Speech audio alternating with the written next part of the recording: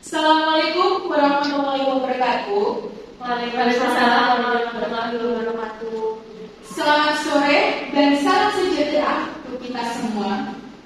Seperti biasanya, saya tidak henti-hentinya mengingatkan pesan-pesan keselamatan dan kesehatan kerja melalui Safety Talk pada sore hari ini. Topik Safety Talk yang akan saya bahas pada sore hari ini yaitu bagaimana cara kita menggunakan APAR atau alat pemadam api ringan yang benar bila seandainya suatu saat di tempat kerja kita terjadi kebakaran. Rekan-rekan, kebakaran dapat terjadi kapan saja. Untuk itu, penting kita waspada terhadap kondisi-kondisi yang dapat menimbulkan kebakaran. Penting bagi kita semua untuk selalu berhati-hati terhadap segala potensi bahaya yang ada dalam pekerjaan kita yang dapat menimbulkan kebakaran. Sebisa mungkin ketika api masih kecil, maka kita harus memadamkannya, baik menggunakan alat pemadam api ringan atau peralatan. Sebisa mungkin ketika api masih kecil, maka kita harus mampu memadamkannya, baik menggunakan alat pemadam api ringan atau APAR atau peralatan lain yang memungkinkan dapat memadamkan api tersebut, misalnya handuk ataupun karung basah. Ketika api sudah mulai membesar, maka kita bisa menggunakan hydrant untuk proses pemadaman apinya, atau jika di internal tidak mampu, maka segera minta bantuan kepada tim pemadam kebakaran di wilayah setempat.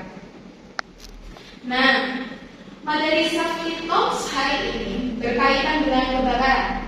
Bukan membahas bagaimana kebakaran itu terjadi, tapi bagaimana kita memastikan bahwa peralatan-peralatan untuk proses pemadam kebakaran itu kita persiapkan dan dapat dipergunakan saat. Nah, materi Safety Talk hari ini berkaitan dengan kebakaran. Bukan membahas bagaimana kebakaran itu terjadi, tapi bagaimana kita memastikan bahwa peralatan-peralatan untuk proses pemadam kebakaran itu kita persiapkan dan dapat dipergunakan saat kita butuhkan. Ada beberapa hal yang perlu rekan-rekan perhatikan berkaitan dengan hal ini.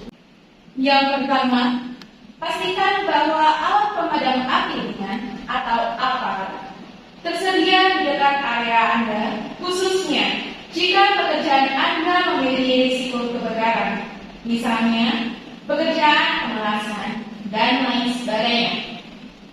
Yang kedua, pastikan bahwa alat pemadam api ringan atau APAR atau hydrant mudah dijangkau dan tidak terhalang oleh benda apapun. Karena hal ini umum ditemukan, masih banyak saja orang-orang yang meletakkan barang menutupi APAR atau hydrant, sehingga APAR atau hydrant ini tidak terlihat dan sulit untuk dijangkau. Alasan-alasan seperti ini tidak ada di tempat lagi dan tidak dapat diterima dalam hal ini, sehingga APAR atau hydrant ini tidak terlihat dan sulit untuk dijangkau.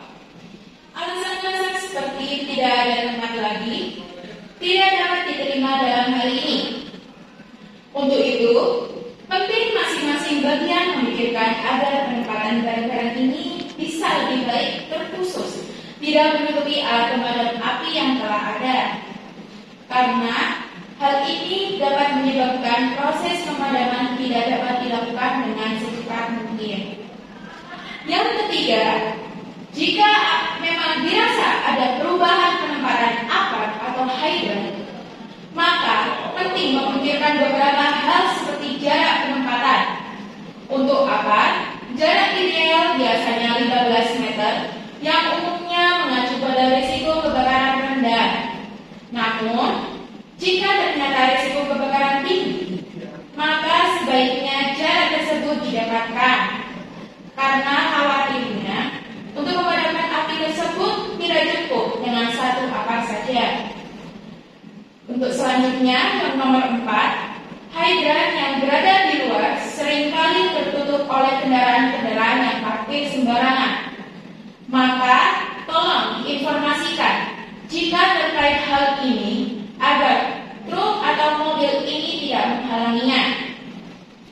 Yang kelima, jika menemukan kondisi apart atau hidran seperti kondisi di atas, maka segera dilakukan perbaikan jika dirasa mampu.